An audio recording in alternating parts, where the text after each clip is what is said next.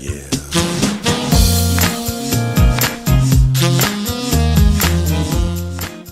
Bonjour à tous et à toutes, bienvenue à cette nouvelle émission philosophique du Cal Charleroi.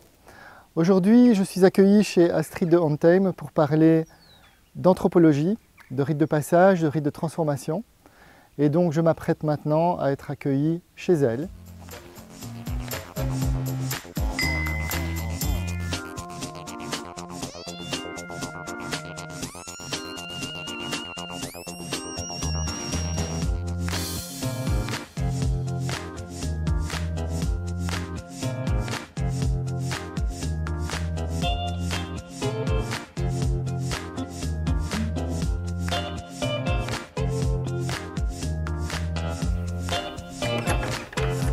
Bonjour Patrick. Bonjour Astrid. Comment vas-tu? Très bien, c'est un plaisir de te voir. Ah oui, moi aussi, ça fait pour longtemps. Oui, tout à fait. On va prendre un petit moment pour discuter ensemble en tout cas. Avec grande joie. Allez, on y va? Oui, je vais te conduire. Voilà Astrid, nous sommes ici pour parler d'anthropologie avec toi. Je sais que tu as deux casquettes. Professeur d'université, un métier que tu as arrêté il y a quelques années, et également accompagnatrice spirituelle. Je crois que ça te convient, ce terme. Oui. Et je suis très intéressé par la question du rite. C'est un domaine que tu as beaucoup travaillé. Qu'est-ce que tu pourrais nous dire du rite d'un point de vue académique? Et je sais que par la suite, nous allons voir ce que c'est qu'un rite, ou en tout cas tu vas nous faire percevoir ce qu'est un rite en allant dans la yourte tout à l'heure. Qu'est-ce qu'un rite? Donc, le rite est un ensemble de gestes et de paroles qui vise à produire un effet sur les personnes. Donc, on n'est pas le même avant et après. Donc, le rite a une action performative et transforme. Et c'est ce qui m'intéresse. Comment s'y prend-on pour transformer les personnes? Alors, le rite s'organise autour de codes et d'une manière de faire convenue à l'avance. Mais ça change chaque fois. Donc, le cadre qui est installé par le spécialiste rituel rassure les personnes qui participent au rite, mais varie chaque fois selon l'environnement, selon le spécialiste rituel. Mais tu parles de spécialiste. Oui. Qu'est-ce que tu entends par spécialiste? L'orchestrateur du rite. Quoi, un chaman, un guérisseur? Le guérisseur, le prêtre, celui qui est attitré par la société comme étant responsable de la bonne mise en œuvre du rite. Donc, quelles que soient les régions du monde, par exemple? Oui. Ok. Donc, on a quelque chose d'universel. On a quelque chose d'universel. Il y a également une tentative d'action sur l'invisible, sur ce que l'on ne comprend pas. Donc le rite consiste à négocier avec cet invisible, quel qu'il soit, pour obtenir un résultat. Et donc on met en place différents objets, différents symboles, pour rendre le rite plus réel dans la tête des participants. Donc c'est par la manipulation de symboles que le changement s'opère. La manipulation de symboles, la vision de symboles. On n'explique pas nécessairement les symboles qui sont mis en œuvre dans le rite. Il y a parfois un discours autour de certains de ces symboles et chacun y met ce qu'il veut. Donc on a des symboles qui n'ont pas nécessairement une signification bien établie. C'est en variation, c'est un symbole en variation. Un symbole en variation qui fonctionne selon les archétypes, qui fonctionne selon le parcours culturel des personnes. Donc quand on voit un œuf noir, que pense-t-on? Alors, à côté de cet œuf noir, on pourrait penser à la fertilité ou pas, ou au contraire, la stérilité, l'œuf, la poule, l'élément primordial de la vie. Qu'est-ce que la personne investit dans cet œuf noir? On pourrait également voir une pollution, on pourrait voir une dimension spirituelle perturbatrice, on pourrait voir quelque chose de particulièrement lisse, du nombre lisse. Donc chacun y met ce qu'il veut. Et ça va suffisamment rapidement aussi pour ne pas que le mental prenne trop la place chez le participant du rite. Donc le participant est baigné dans un univers créé par le spécialiste rituel, le chaman, très circonscrit. C'est donc rassurant aussi. Il ne risque rien dans ce cadre-là. Et puis il suit la procédure selon le guide jusqu'à être transformé. Oui, et alors Astrid, tu parlais de négociation. Donc négocier avec des êtres invisibles, négocier avec des symboles. Alors tu me dis que ce sont des symboles en transformation, hein, qui varient en fonction des moments, des instants, des lieux. si j'ai bien compris, et négocier avec des êtres invisibles. Alors, qu'est-ce que tu entends par là? Tout dépend du parcours culturel de la personne. Certains auront envie d'invoquer la Vierge de Beaurain, certains auront envie d'invoquer leurs guides, leurs anges ou pas, ou leur être intérieur, leur étincelle divine intérieure, ou personne, ou simplement mon inconscient. Mon inconscient qui reste fermé et que j'aimerais ouvrir un peu plus pour être plus juste avec moi-même. Donc c'est cet invisible-là qui a le nom que l'on veut, le titre que l'on veut. Donc il y a une possibilité justement de s'allier cet invisible pour pouvoir avancer sur soi, pour pouvoir avancer sur son chemin et faire en sorte que le rite transforme. L'idée aussi, chaque fois dans chaque rite, c'est de lâcher du lest, c'est de devenir meilleur. Il y a un avantage à passer par le rite, sinon on ne le ferait pas. Ça peut être plus ou moins d'ailleurs, plus ou moins difficile.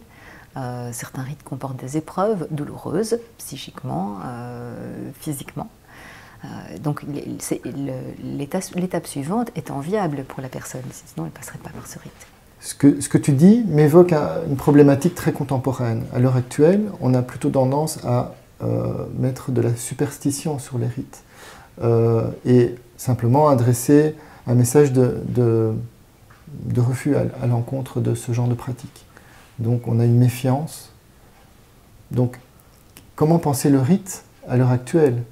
Et quelle est la différence avec les rites d'autrefois? Alors, est-ce qu'on peut établir une ligne de démarcation? Comment ça fonctionne à l'heure actuelle? Alors, à l'heure actuelle, bon, disons que lorsqu'on met une étiquette de superstition, la porte ferme. Il est facile de placer une étiquette pour que la porte se ferme. C'est d'ailleurs la base de l'anthropologie d'aller au-delà de ces étiquettes, de l'enlever l'étiquette, comme l'étiquette de secte qu'on aime bien brandir à gauche à droite pour interdire un groupe qui fonctionne et dans lequel les personnes sont épanouies. Donc le rite qui fonctionne n'a pas lieu d'être étiqueté superstition. C'est une dimension qui n'est pas utile. Ce qui compte, c'est le bien-être de la personne et qu'elle soit mieux ancrée, qu'elle ressente davantage de bien-être, qu'elle soit plus centrée sur le cœur. Et tant les personnes qui organisent que les personnes qui participent au rite le comprennent et le savent que le rite est juste. Et c'est un message assez étrange que tu nous adresses là, puisque tu parles de cœur. Donc on est quand même conscient que dans un contexte académique, parler de cœur dans le cadre de rite, c'est assez particulier. Donc, qu'est-ce qui a fait que tu passes à cette analyse académique à une analyse, finalement, ou un vécu pratique, très pratique, très ancré dans l'expérience, l'expérimentation, si j'ai bien compris. Qu'est-ce qui se passe? Qu'est-ce qui s'est passé? Alors, pendant des années, j'ai étudié des guérisseurs dans leur contexte en me disant « je suis une scientifique, je dois enregistrer et prendre des notes ». Jusqu'à certains moments de possession en Nouvelle-Guinée où je voyais des choses que je ne comprenais pas du tout. Et donc je me suis dit, bon, je suis une scientifique, je dois prendre des notes, prendre des photos, et surtout garder des traces et essayer de tirer des leçons de cela, des leçons académiques terre à terre. Et puis à la longue, à force de travailler avec des guérisseurs, un jour en Ouganda, dans les Rwenzori, un guérisseur m'a demandé mon avis sur un rite. Ça m'a complètement déstabilisée.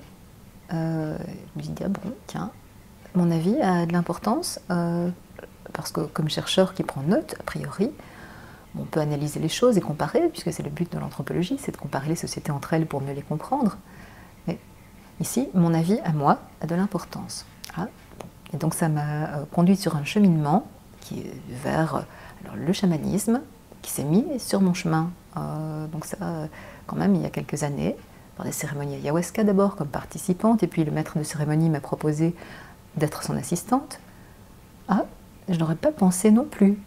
Donc ça m'a pris du temps pour répondre, et puis j'ai accepté avec joie, en me disant c'est une opportunité anthropologique, le mental travaille toujours, on se rassure avec des références et un cadre scientifique. Et puis on ne peut pas faire autrement que de s'investir personnellement dans ce genre de sujet. Et d'ailleurs, Jeanne Favre-Sada, qui travaille sur la sorcellerie dans le bocage normand, l'a bien montré, c'est que quand on étudie un sujet en rapport avec l'invisible, on est obligé de prendre un rôle. Au départ un rôle, et puis ensuite de s'investir personnellement dans l'observation. Donc on ne comprend ces mécanismes qu'en étant acteur soi-même. Alors ça rejoint l'observation participante de l'anthropologue, mais c'est bien plus que cela, c'est carrément un investissement personnel. Parce que comme chercheur, on se pose peu la question. On se pose la question de la commune humanité, de la culturalité, de la diversité, mais pas tellement du sens de la vie. On regarde les autres, oui, toujours l'altérité, le regard éloigné de Lévi-Strauss, ce genre de choses-là. L'observateur à distance et qui regarde comme Oui. un film, comme un théâtre. Oui, même s'il participe, oui, il participe. L'anthropologue classique se met dans un village pendant quelques années et participe, mais tout en restant quand même à distance et tout en parlant des autres. Alors, bon, maintenant on parle de plus en plus de l'impact du terrain sur l'anthropologue, donc il est bien vu d'aller écrire là-dessus en début d'article. Mais on ne s'implique pas vraiment, ou en tout cas pas assez. Certains l'ont fait bien sûr, mais de manière générale, la distance demeure entre le chercheur et son objet, et son sujet d'étude. Ici, plus du tout. Donc il est impossible de ne pas s'impliquer personnellement, ou alors on s'intéresse à d'autres sujets comme l'anthropologie, du tourisme ou des entreprises, ou disons quelque chose de plus facile à circonscrire et où il est totalement possible de se maintenir soi-même à distance, et où le sens de la vie, disons, apparaît de manière moins flagrante. Par contre, quand on travaille avec l'invisible, quel qu'il soit, alors on peut parler d'esprit, on peut parler d'identité ou pas, ou de guide, mais de quelque chose qui dépasse l'humain, le fonctionnement de la nature, le fonctionnement déjà rien que de la nature humaine nous dépasse complètement. Quand tu parles des cycles de saison, je sais pas, les cycles hormonaux par exemple, je ne sais pas. Au-delà de la physiologie, donc ce qui se passe dans l'humain et ce qui fait qu'il s'interroge sur l'au-delà, ce qui fait qu'il s'intéresse au sens de la vie, à l'après, à l'avant, à ce qu'il ne voit pas dans la nature et à sa propre relation à la nature, déjà tout cela nous échappe. Pourquoi l'herbe pousse? Personne ne peut dire pourquoi. On peut dire comment, oui, c'est très bien, mais personne ne sait pourquoi l'herbe pousse finalement. Et donc c'est ce qui m'a fait m'interroger sur moi et puis un jour démissionner.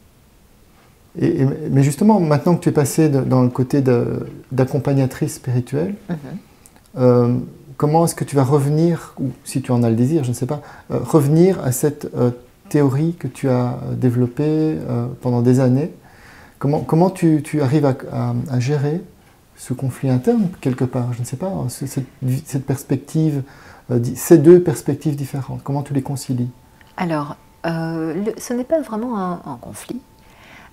J'ai gardé de l'anthropologie ce que j'ai trouvé le plus riche, c'est-à-dire le regard sur l'être humain, le regard neuf, le regard éloigné de Lévi-Strauss peut-être, mais neuf et curieux, la curiosité intellectuelle sur les pratiques culturelles et personnelles. Donc je ne renie pas ma carrière universitaire. Par contre, je me tiens à distance des congrès, des articles, des publications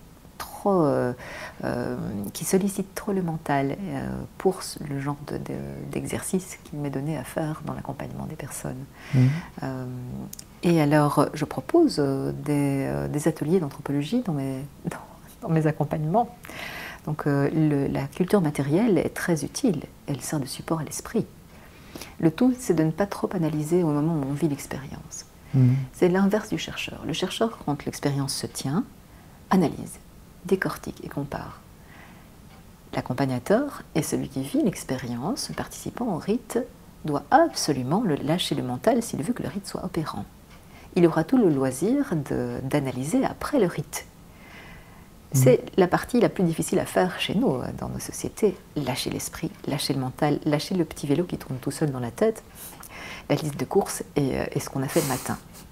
Ça, vraiment, c'est un challenge pour beaucoup d'arriver à faire ça. Et au-delà de cela, le rite fonctionne merveilleusement. Quand on accepte de lâcher, alors ça fonctionne. Si on analyse, si on décortique, si on se dit « c'est mon imagination », pourquoi faudrait-il condamner l'imagination ? Pourquoi faudrait-il condamner l'étincelle de créativité à l'intérieur? Osho parlait de Dieu dans l'homme concernant la créativité. Osho, ce grand penseur du XXe siècle, grand penseur indien magnifique, et donc rempli de sagesse. Dieu dans l'homme, mais absolument, le créateur intérieur, la créativité qui s'exprime. L'imagination, c'est ça. On a tendance en Occident à condamner l'imagination.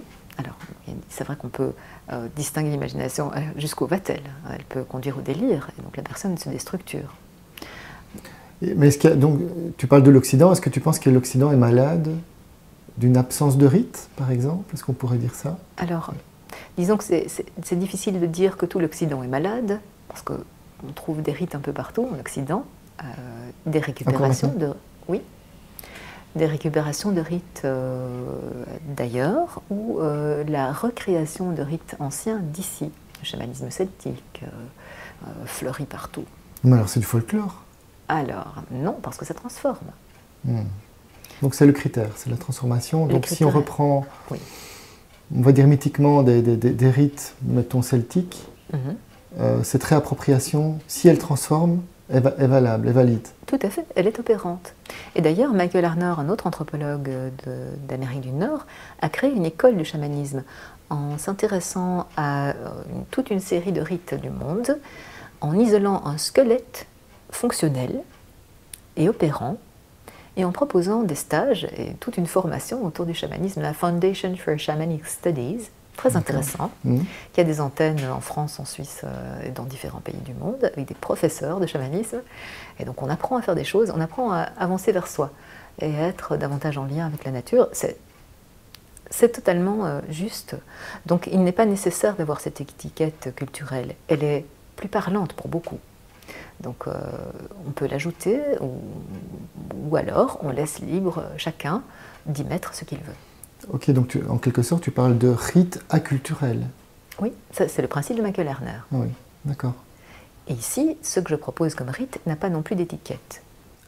Mais par exemple dans nos régions, qu'est-ce qui subsiste comme rite? Est-ce qu'on a encore des traces dans nos régions, en Belgique, de rites? Alors, une pratique rituelle qui existe depuis l'Antiquité, la pratique des clous votifs, en particulier dans les arbres à clous. Les arbres à clous sont plus tardifs et datent du Moyen-Âge. On trouve quelques arbres à clous en Belgique, en France. Il y en a encore en Afrique du Nord, en Asie centrale. Encore maintenant. Encore maintenant. Un article de Zabrinich en 1919 évaluait à 70 000 le nombre d'arbres à clous à cette époque. Donc ça a fortement diminué. La pratique des arbres à clous date du Moyen-Âge, celle des clous votifs de l'Antiquité, dans l'idée que le clou votif protège de la foudre et de différentes maladies. Et ça vient du symbolisme de la forge, je ne vais pas m'étendre dessus. Mircea Eliade a abondamment écrit sur les forgerons et alchimistes. Et donc tout ce qui vient de la forge a une forte connotation dans le monde entier, a eu en tout cas une forte connotation, et c'est resté. Il y a une aura d'étrangeté autour de ce qui est forgé.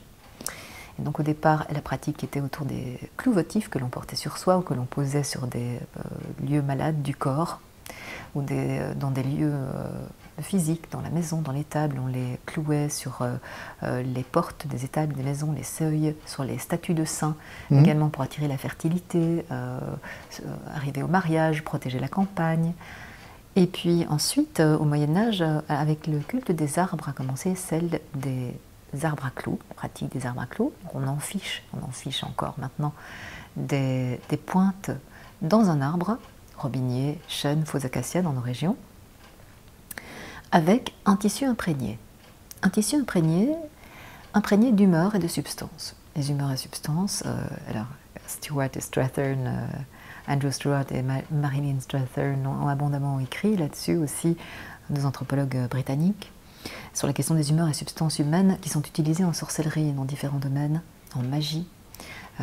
Et ça rejoint un peu leur idée que les substances corporelles sont le prolongement social de la personne. Donc elles sont symboliquement atteignables quand on travaille sur leurs substances. Et ça se retrouve dans le monde entier.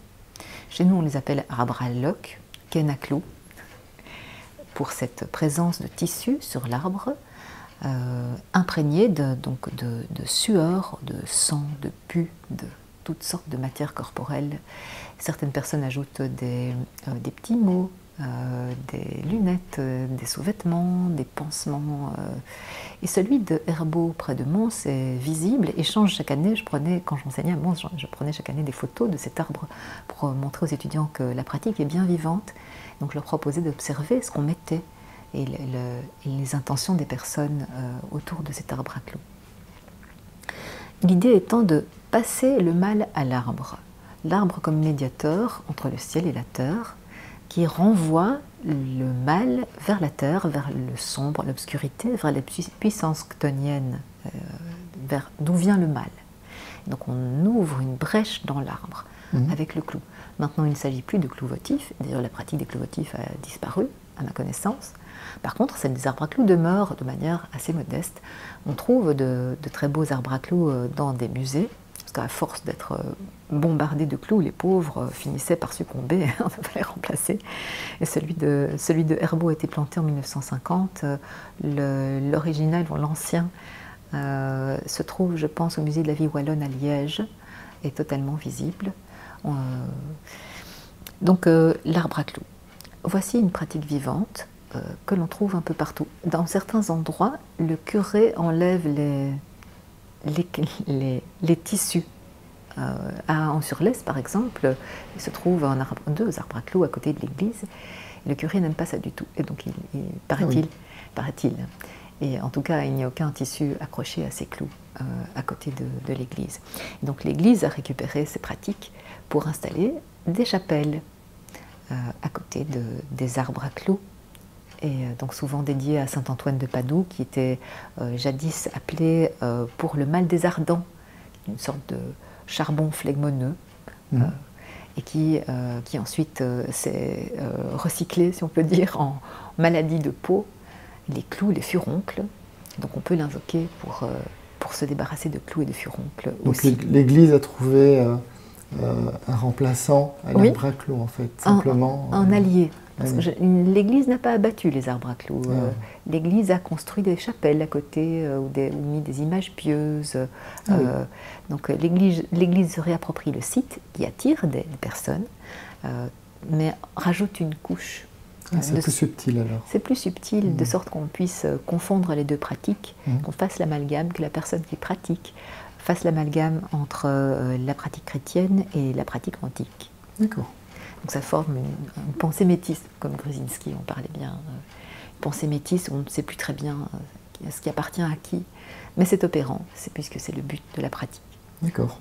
Alors, il existe des petites histoires autour des arbres à clous de nos régions.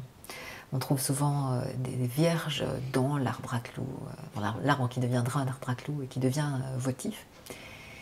Et celui de Herbault en particulier, alors le fermier, tandis que la pratique avait déjà commencé, le fermier avoisinant trouvait très dommage que les pèlerins saccagent son champ en traversant le champ, et s'est dit qu'il allait abattre l'arbre. Et donc il a d'abord, ça c'était autour de 1850, et il a envoyé 2 solides bûcherons pour abattre cet arbre, qui se sont échinés sur l'arbre. Pas moyen de faire vibrer l'arbre. L'arbre demeure et ne bouge pas.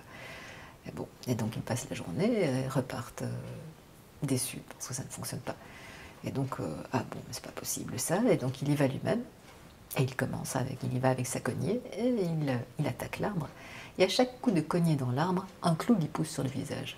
Et il continue, et il est furieux, et donc hop, l'arbre ne bouge toujours pas, mais il est reparti, le visage couvert de furoncles. Il est reparti chez lui, et il n'a plus touché cet arbre. Ça s'est retourné contre... Ça s'est retourné contre lui. Et il y a une autre petite histoire, avec une petite statue liée à cet arbre à clous, qui se trouve maintenant dans la petite chapelle, une petite statue de la Vierge, et un prêtre, un fermier souhaitait l'avoir pour lui, en se disant, mais tiens, si j'ai la statue chez moi, ça va me guérir de tous mes maux et ça va bénir ma ferme. Et donc il est allé chercher la statue et l'a ramenée chez lui, et le lendemain, plus de statue. Et il avait retrouvé sa place, et donc il a effectué cela plusieurs fois. Il a plusieurs fois été prendre la statue, ramener à sa ferme, mais non, la statue ne prétendait pas rester dans cette ferme. C'est une histoire qu'on retrouve dans certains endroits du monde. D'ailleurs, aux îles Cook, il y a comme ça des pierres qui sont mises d'une certaine façon, qui ont vraiment un sens, des pierres de fertilité. et à Hawaï. Et donc des missionnaires avaient cherché à les déplacer aussi. Et les pierres retrouvaient leur place le lendemain. On ne sait pas qui remet ou s'il y a une action humaine là-dessous, mais en attendant, la magie est magnifique et gagne à être mentionnée. D'accord. Peut-être qu'il est temps d'aller voir la yourte et tu as préparé également le contexte dans lequel tu travailles. Oui. Et peut-être qu'on va mieux comprendre ce que tu entends par rite, encore mieux en voyant in situ l'ensemble de ton matériel. On y va? On y va.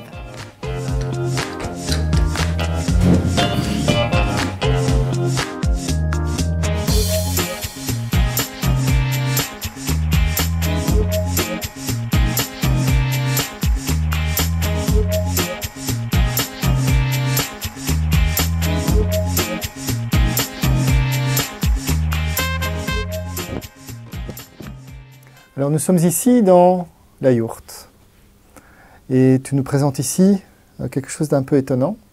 Alors est-ce que tu peux m'expliquer ce que c'est? C'est l'hôtel qui accueille les participants à un rite, un voyage au tambour. Un voyage au tambour qui consiste à mettre les personnes en état modifié de conscience, comme en hypnose, avec la vibration du tambour. Les tambours chauffent au feu pour l'instant. Et à aller dans les profondeurs de leur inconscient, aller à la rencontre d'eux-mêmes, ce qu'ils n'ont pas l'occasion de faire dans la vie quotidienne. Dans la vie quotidienne, l'être intérieur parle et on met le couvercle. Et puis ça continue à parler et on met un deuxième couvercle jusqu'à ce que ça ne parle plus. Et puis on tombe malade. C'est simple. Ici, dans le voyage au tambour, l'être intérieur peut s'exprimer.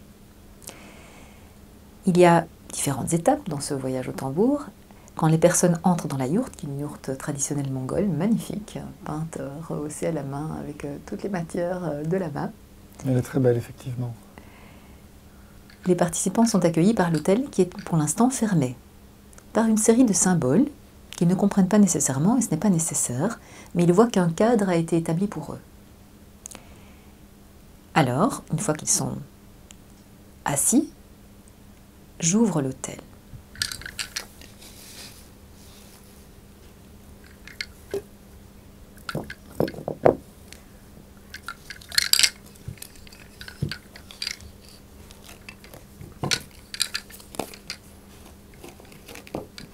Donc on voit que les symboles se développent, se déploient, se dévoilent. Ce qui était caché devient visible.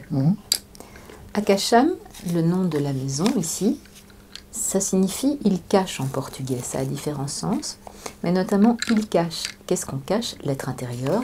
On cache aussi le symbole qui est dévoilé dans des circonstances précises et puis caché à nouveau. Et c'est cette aura de mystère qui rend le symbole opérant. Donc c'est censé produire déjà un effet sur moi par le fait de te voir déployer tous ces objets. Oui, un effet en tout cas de curiosité, d'interpellation. Et ensuite, on y voit ce qu'on veut. Chacun y voit ce qu'il veut. Avec une intention. Alors ici j'ai mis l'amour et la conscience psychique, différentes formes. Des objets, certains symbolisent plus la féminité, s'il s'agit la masculinité ou s'il s'agit d'un rite spécifique, alors je sortirai des symboles spécifiques à ce que l'on souhaite faire. Donc on peut, avec un voyage au tambour, accompagner quelqu'un dans le ventre de sa mère, si ça s'est mal passé. On peut aller voir un moment du passé et travailler sur ce moment. On peut aller voir ce que l'on veut. On peut favoriser la communication entre un parent et son enfant. Ici, disons, je prends l'exemple d'un rite collectif. À ce moment-là, on met un thème, comme faire face à ses peurs, le pardon, ou lâcher prise, un thème très couru. Notre rapport à l'alimentation, couru aussi, puisque j'organise des stages de jeûne. Donc ce genre de thème, un thème au départ, et puis ensuite... les symboles font leur chemin dans l'esprit des participants. L'hôtel accueille les personnes qui peuvent, si elles veulent, déposer des objets sur cet hôtel pour les purifier, pour lâcher encore quelque chose d'elles-mêmes, de leur passé, des liens qu'elles ont avec d'autres, des liens qui peuvent être problématiques avec d'autres. Donc on est dans des rites de passage, des rites de transformation, là, on est en plein dedans. Rites de transformation, justement, je me suis amplement inspirée de rites de passage. Le rite de passage qui correspond à différentes étapes. Donc, il y a la séparation, alors on sépare les personnes de la vie ordinaire, c'est ce qu'on fait dans les stages. Ils ont l'environnement de la maison, ils ont l'environnement de la yourte, totalement déconnectés de la vie ordinaire. D'ailleurs, leur téléphone est dans une boîte et les retrouve à la fin de la semaine pour ceux qui veulent. Et puis ensuite, il y a la période efficace, le moment efficace, la liminalité, selon Van Gennep. Van Gennep, c'est l'inventeur de ces rites de passage, en tout cas celui qui a mis au point le concept. Van Gennep 1909, c'est un des rares livres que j'ai gardé de ma bibliothèque d'anthropologue et qui prenait vraiment beaucoup de place. Et donc, qui a trouvé que justement, il y avait un moment opérant, le temps du mythe, le temps du rite. Donc, on crée un espace-temps spécifique pour que le rite soit opérant. Ça ne fonctionne pas dans l'espace-temps ordinaire, mais par contre, on crée le contexte pour que ce soit possible. Également, au moment de l'efficacité du rite, c'est le moment des procédures déconcertantes. Donc, c'est le moment de bousculer la personne pour la sortir de ses points de repère, la sortir de la fameuse zone de confort. C'est également un moment d'instruction dans certaines sociétés du monde, dans le cas d'un rite de passage. Ici, il n'y a pas d'instruction à proprement parler dans un voyage au tambour, on discute après. Et puis ensuite, il y a une période d'agrégation, quand la personne revient vers la vie ordinaire, et tout en gloire, avec, dans le cas des rites de passage, un nouveau statut social. Donc ici, on n'est pas dans un rite de passage à proprement parler, parce qu'il n'y a pas de statut social qui change, mais par contre, la personne se transforme en profondeur, et modifie généralement des choses de sa vie après, des éléments de sa vie. En particulier dans un stage de jeûne, le jeûne rend les personnes disponibles. Dans le rite de passage, justement, la mortification du corps et la transformation du corps est favorable à la transformation de l'esprit.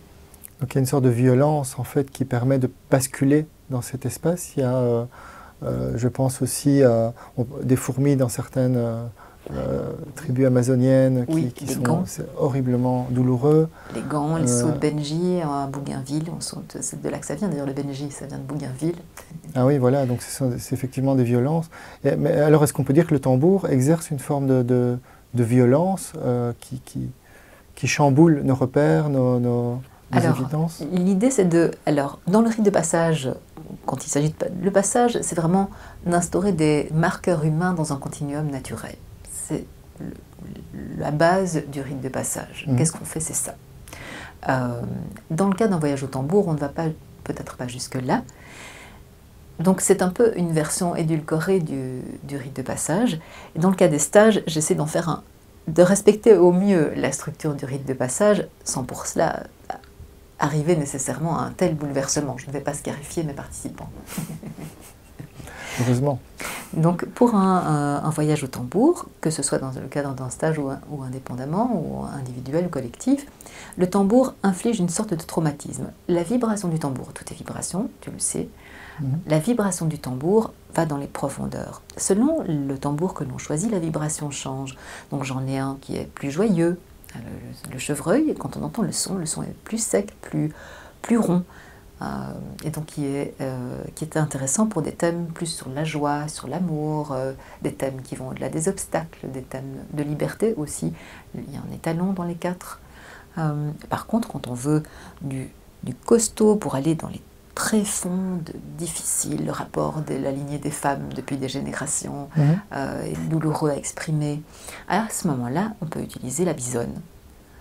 La bisonne, très bien, c'est un animal de terre qui fait vibrer le sol. Et le symbolisme de l'animal parle aussi aux participants. Le symbolisme de l'animal joue aussi un rôle dans le travail. Ok, tu parles beaucoup de symbolisme. Est-ce que tu vois ça comme étant un travail du symbole, de l'imaginaire, ou tu rajoutes encore une dimension supplémentaire? Il y a une dimension supplémentaire. Alors, que j'ai envie d'appeler spirituel, que tout le monde n'aura pas envie d'appeler ainsi, mais disons qui fait s'interroger sur la base. Je suis Soham, l'intérieur de soi, et quel est le sens de la vie. Et donc c'est ce que tu appelles spiritualité, spirituelle. Oui, c'est ça. Donc vraiment la question essentielle que tout le monde se pose. Du sens de la vie, nous sommes tous confrontés à la même échéance. Donc qu'on le veuille ou non, qu'on soit rationnel ou non, l'échéance est là. D'accord. Donc il est temps de s'interroger pour préparer cette échéance et que la vie soit harmonieuse et corresponde à nos aspirations profondes. Beaucoup de personnes se nient elles-mêmes et nient leurs propres aspirations. Donc ici, il est possible de se détacher du quotidien justement pour se poser ces questions-là. On se pose les questions après. Sur le moment, il ne faut surtout pas analyser, sinon ça ne fonctionne pas. Pendant le rite, surtout n'analysez pas, ne laissez pas la place au mental et à l'esprit. C'est tout à fait étonnant ce que tu dis, parce que moi je ne peux m'empêcher de penser au psychanalyste qui met son patient dans un fauteuil, hein, c'est l'image classique qu'on se fait, et qui fait travailler le mental en fait, le discours. Donc c'est un travail qui est très très différent. Ici, le tambour, on a cette présence, on a la présence aussi du dispositif. Tu ne cesses de présenter le rite comme des pratiques qui doivent faire exister des choses. Et là, le psychanalyste, là, il est dans un appareil intellectuel très rodé, très étoffé, où la personne doit, par le discours, atteindre les tréfonds de son âme. Oui, oui, très bien. Et comment tu te positionnes par rapport à finalement cette thérapie typiquement occidentale? Oui, oui, très bien. Je pense qu'il y a une place pour chacun, que certaines méthodes correspondent mieux à d'autres. Ici, c'est une méthode rapide. Le résultat est rapide. Ça secoue dans tous les sens. Et avec le jeûne, ça secoue tellement qu'on est complètement transformé après une semaine. Donc c'est record le temps qu'on peut utiliser. Le jeûne et d'autres outils que le jeûne. Donc le jeûne, par cette transformation physique, oui. Par ce travail qui est quand même un travail de violence au corps, adressé au corps, transforme les personnes au niveau de leur personnalité, au niveau de leurs émotions. Oui, alors en tout cas, le jeûne rend disponible. Donc quand on jeûne, on coupe le lien à l'alimentation. Ça rend disponible. Et à ce moment-là, on fait ce qu'on veut. Donc on peut décider de jeûner pour s'alléger de poids physique et perdre quelques kilos. Bon, c'est une démarche. Disons, généralement, quand on vient chez moi, ce n'est pas pour cette raison. On vient pour s'alléger d'autre chose. Et c'est un effet secondaire que de perdre du poids. On vient pour s'alléger de poids émotionnel, psychique et également de lourdeur spirituelle. On vient pour lâcher du lest dans tous les sens. Et le jeûne rend cela possible. En coupant le lien à l'alimentation, on coupe le lien aux parents. Donc l'émotionnel. L'émotionnel est malmené. Et donc, on peut travailler sur ce lien aux parents. Donc, dans la semaine, je propose aussi des constellations familiales. Ce n'est pas moi, une personne bien spécifiquement. Thérapie très connue en psychologie, appliquée par de nombreux spécialistes, effectivement. Oui, absolument. Constellations familiales et d'autres outils, des techniques respiratoires, des balades dans la nature, de la sylvothérapie. Donc, tous ces outils de sylvothérapie où justement on apprend à lâcher du lest avec l'arbre, comme dans le principe des arbres à clous, sans faire de brèche. Donc ici, on confie un poids, on réfléchit à un poids et on l'envoie à l'arbre pour ensuite le canaliser vers la terre. Il y a toute l'importance du geste, de la gestualité associée à la parole, au chant. Oui.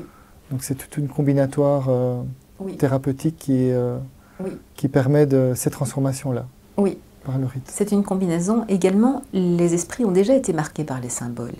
Et ils lâchent déjà des choses en déposant des objets sur l'autel. Ils voient les différents objets, les différents symboles, sans nécessairement les comprendre, mais ça leur parle et selon leur propre bagage culturel. Et ensuite, la vibration va permettre d'ouvrir cette porte. D'ouvrir cette porte qui n'est pas dans la vie quotidienne trépidante que nous connaissons, en particulier citadine. On ouvre cette porte et on regarde ce qui se passe. Donc chaque personne d'un voyage collectif vivra un voyage différent. Et ensuite, nous mettons en commun, on discute des animaux qu'ils auront pu croiser. Certains voient des défunts, très bien, on discute de cela aussi. Certains voient des parties de voyage, alors ils ne sont peut-être pas tout à fait prêts à tout voir maintenant. Et tout est bien, tout est juste. Le tout, c'est d'accepter où on en est maintenant et de se poser des questions. Donc c'est vraiment une porte ouverte au questionnement que ce genre de voyage. Et donc, j'utilise le tambour et d'autres instruments. Des instruments, il y en a quelques-uns sur le mur de la yourte. Il y a des gongs qui induisent un certain état d'esprit. Il y a des colliers que je peux porter sur moi, des colliers de ceinture qui sont bruyantes aussi, des chevillères, des bracelets. Et tout cela donc, fait que les déplacements autour des personnes qui ont les yeux fermés les déconcertent et les emmènent dans différents tréfonds. Et ça leur parle. Ils ne savent plus du tout où ils sont. Il n'est plus possible de se poser des questions d'ailleurs. Ils se laissent complètement emmener et puis ensuite avancent. L'outil de prédilection dans ce genre d'expérience, c'est le carnet. Le carnet auquel on confie ses impressions et qui permet également d'être repris plusieurs fois, d'être lu de plusieurs manières différentes. D'être lu d'une manière maintenant et puis d'une autre manière plus tard. D'accord. Donc l'écriture fait partie aussi du rite alors? C'est après le rite. Donc pendant le rite, c'est la partie opératoire, la partie déconcertante, qui pourrait être, si on compare un rite de passage, c'est la liminalité, la marge. Et ensuite, pour l'agrégation, quand on sort de là, alors on retrouve la société. Et à ce moment-là, on peut confier ses impressions au carnet. D'accord. Et analyser si on veut.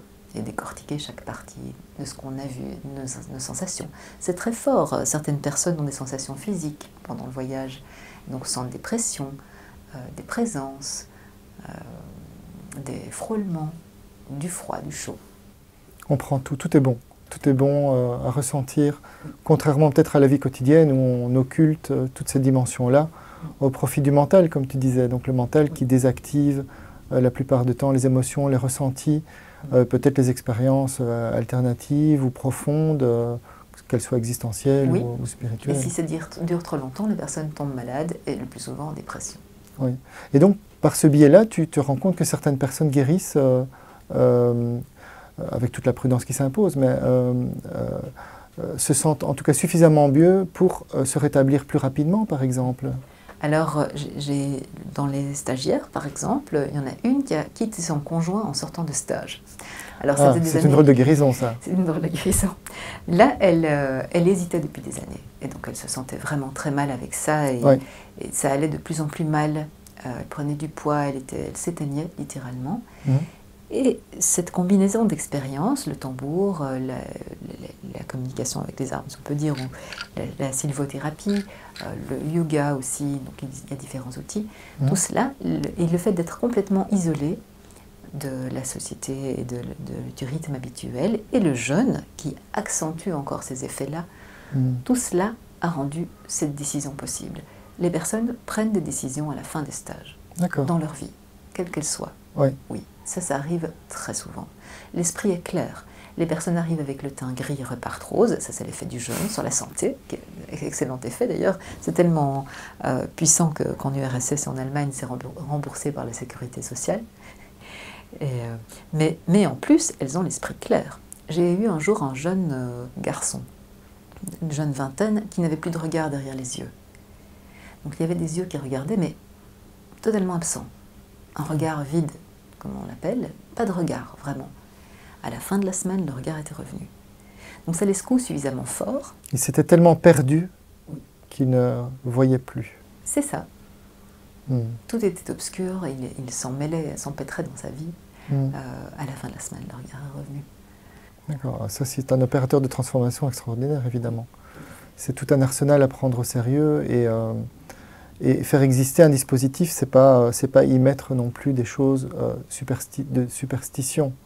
Hein, parce que je pense qu'il faut il faut montrer peut-être à nos spectateurs que ça importe de faire exister ce genre de dispositif pour justement être le support d'une transformation ultérieure. Tout à fait. Et puis, chacun est libre de mettre ce qu'il veut dans le symbole. Donc rien n'est imposé du tout. Ici, on a justement un objet de Flores, dans le Pacifique Sud, la vie et la mort. C'est très puissant. Un Janus vit-mort. Très bien alors, mais c'est un peu ce qu'on fait. Donc c'est un peu comme dans la trinité hindoue, Shiva Nataraja qui détruit le monde pour que nous puissions le reconstruire. Donc on abandonne le monde précédent, on abandonne les anciens schémas pour construire du nouveau. C'est à nouveau la divinité dans l'homme, la créativité, qui peut s'exprimer, qui permet à la personne de s'épanouir et d'être vraiment elle-même maintenant. Ce qui sera juste pour elle maintenant ne sera peut-être pas juste dans 10 ans. Donc il sera à nouveau question de s'interroger. Très bien. Merci Astrid pour cet échange passionnant. Avec joie. Et peut-être que nous aurons l'occasion ultérieurement de de discuter d'autres aspects anthropologiques, parce qu'on a fait finalement que qu'esquisser le travail de l'anthropologie. Hein, c'est aussi intéressant de faire découvrir comment l'anthropologie fonctionne. Et encore plus intéressant ici de voir comment, par tes acquis, tu as pu mettre en place des formes de guérison, hein, des formes de thérapie par le rite, par des opérateurs de transformation. Et donc ça, c'est une très belle découverte. En tout cas, merci beaucoup. Et j'espère que ceux qui regarderont cette émission pourront en tous les cas voir ce travail comme étant un travail réellement intéressant, profond et émancipateur. Merci à toi, Patrick, merci pour ton invitation. Avec plaisir. Un tout grand merci pour avoir regardé cette émission. Cette émission Un point c'est tout qui parlait d'anthropologie et nous aurons l'occasion par la suite de développer d'autres thématiques. Et donc merci pour votre fidélité et à très bientôt.